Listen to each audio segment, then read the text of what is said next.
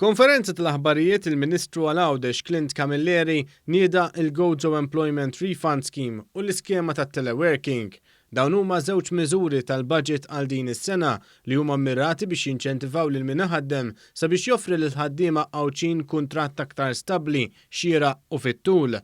Dawn iż-żewġ skemi ġew imnedija mill-Ministru Għawdex Clint Camilleri. Id-Direttur tat-Turiżmu u l-Iżvilupp Ekonomiku fih dan il-Ministeru Għawdex Ronald Sultana spjega kif b'kollox fl-iskema ta' rifużjoni min iħaddem ħaddiema ġodda f'Għawdex jista' jieħu massimu ta' 6,000 euro fuq medda ta' 3 snin.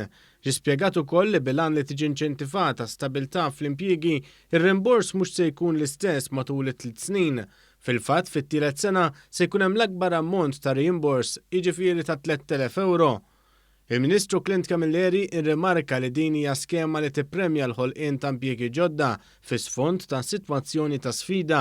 Din hija skema li diġà kienet suċċess fejn propju jekk wieħed jara s-sena 2020 li kienet sena bi sfidi kbar, ġew iġġenerati u benefikaw minn din l-iskema id-doppju ta' kemm ġew iġġenerati s-sena ta' qabel. Fl-istess konferenza tal-aħbarijiet tnediet ukoll l-iskema tat-TELEWORKING f'Għawdex. Ġie spjegat li se jgawdu minnha l-kumpaniji bbażati f'Malta li joffru lill-ħaddiema għawċin il-faċilità li jaħdmu mid-dar. Din l-iskema tkopri sa massimu ta' 10 ħaddiema fis-sena għal kull kumpanija b'ammont massimu ta' 10,000 euro. Il-kumpaniji li joffru l-faċilità ta' telework fit-tul ser ikollhom rimbors annwali jekk kif ġej, fl-ewwel sena massimu ta' 3,000 euro, fit-tieni sena massimu ta' 3,000 euro u fit-tielet sena massimu ta' 4,000 euro.